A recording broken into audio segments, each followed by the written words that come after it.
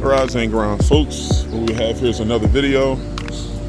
I believe we came out here, I looked at our database. This had to have been at least 2 years ago for AC maintenance, and the customer just called us and said that last week that they noticed warm air blowing out the vents. So I went inside, make sure that the blow motor was running.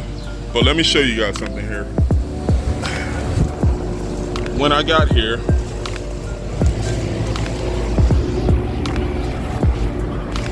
I had no 230 going to my condenser, and immediately I opened up the disconnect box. Fuses were okay. The breaker was actually tripped inside. So guys, whenever you have a trip breaker, of course, you know, you have to diagnose the issue. You can always look at things visually. Like if I see any burnt wires, even before I go inside to reset the breaker, if I see any burnt wires, for instance, near a compressor or anywhere else, chances are you know why it tripped, and I don't think it'll be smart to turn the breaker back on.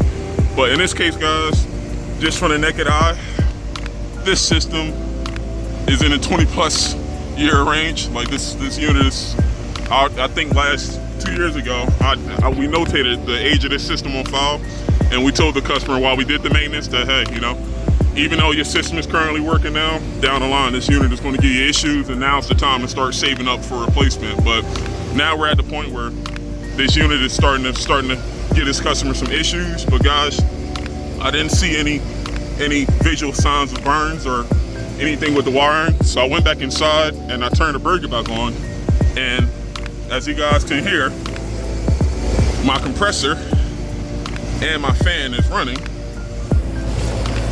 And just so you guys know, this is a R22 system. And guys, look at this. I have no pressure difference. I got what, a 125 on the low and nearly the same on the high side. So guys, this compressor is running, but it's not pumping. So the valves in this compressor are shot. In this case, guys, replacing a compressor on a 20+ year old AC system, we can always give customers a quote for a repair, but is it worth doing? Me personally, I wouldn't recommend replacing this compressor. I would just recommend replacing the whole system. And guys, the reason I'm making this video here is to show you a compressor. And I mean, you can't diagnose this over the phone. You always have to inspect things in person, and you have to, you know, use the process of elimination. Just because something running, guys, that doesn't mean it's actually working. Running and working is two different things. So for instance, if someone didn't know what I just told you and they just turned this unit on, oh yeah, the condenser is running, I have AC. That's incorrect, because this compressor, either this compressor is going to trip the breaker, which I'm pretty sure this compressor did do. Either the compressor is going to trip the breaker and it won't turn back on, or you're going to have a situation like this where the compressor actually does run. But look at this, guys. I'm pulling amps, meaning this thing is drawing power, but no pressure difference.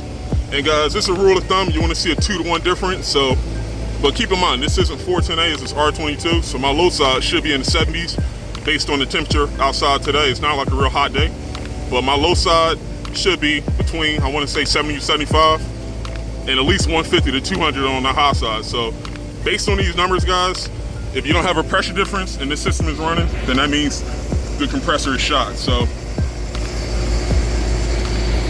there you guys have it. I'm going to get the measurements of the coil inside, and we'll definitely discuss options for replacement here. But yeah, replace this compressor, guys, unless this thing was under warranty or under 10 years old. That's usually when we give customers the option to replace compressors. But due to the cost of refrigerant and the overall uncertainty of this unit, I don't think it's worth popping in a new compressor, because look, 20 years is 20 years, you know, you're not going to get anything out of this unit in the future besides more issues and more concerns. So there you guys have it. I'm going to go inside and wrap it up with the customer and see what she want to do. See you guys in the next one. Peace.